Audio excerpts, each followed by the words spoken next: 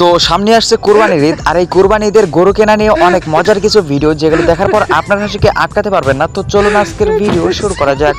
এই গরুর মালিক গরুকে চিকিৎসা করায়নি, যার কারণে গরু সরাসরি ওষুধ ঘরে ঢুকে পড়েছে। হ্যালো,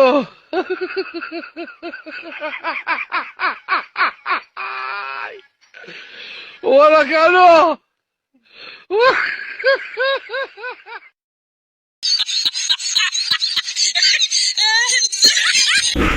এই গরু খেলোয়াড় মেসির থেকে কোনো অংশে কম নয়। Xavi, assistència de Xavi, més cap a la dreta per a Messi, Messi, Messi, Messi, Messi, Messi, Messi, Messi, immens Messi, encara Messi, encara Messi, encara Messi, encara Messi, encara Messi, encara Messi, encara Messi, gol, gol, gol, gol, gol, gol, gol, gol, gol, gol, gol, gol, gol, gol, gol, gol, gol.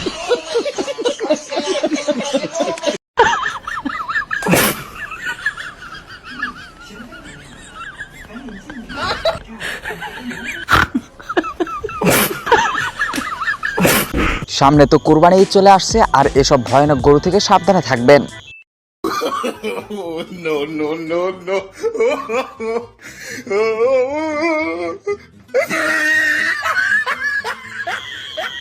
কুরবানির জন্য চাচতো ভাই যখন এলাকার সব থেকে বড় গরু কেনে, তখন চাচতো ভাইয়ের অবস্থা।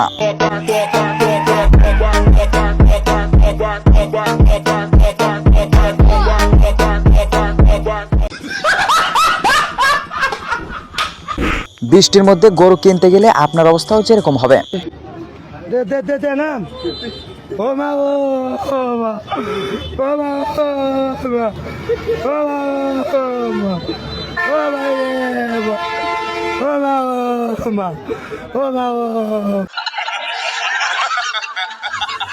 কথায় আছে ছোট মরিচের ঝাল বেশি, সেটা এখন মিলিয়ে নিন।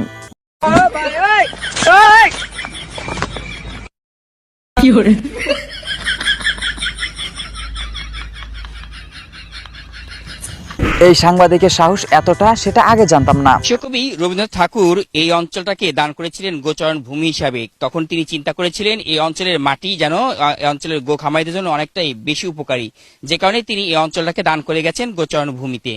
এই অঞ্চলে তিনি দান করার পর থেকেই প্রায় অসংখ্য খামার এখানে গড়ে উঠেছেন, যে সমস্ত খামারে হাজার হাজার গরু এখানে উৎপাদন হচ্ছে।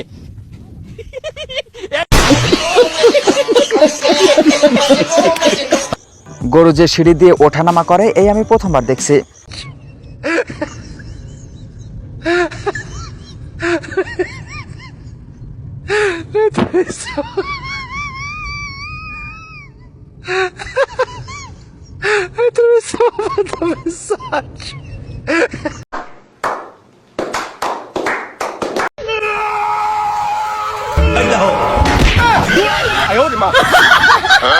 ওরা কেন?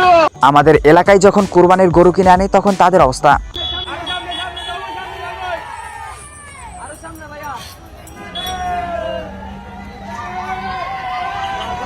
বর্তমানে গরু ব্যবসায়ীদের অবস্থা ঠিক এমন হবে। হ্যালো,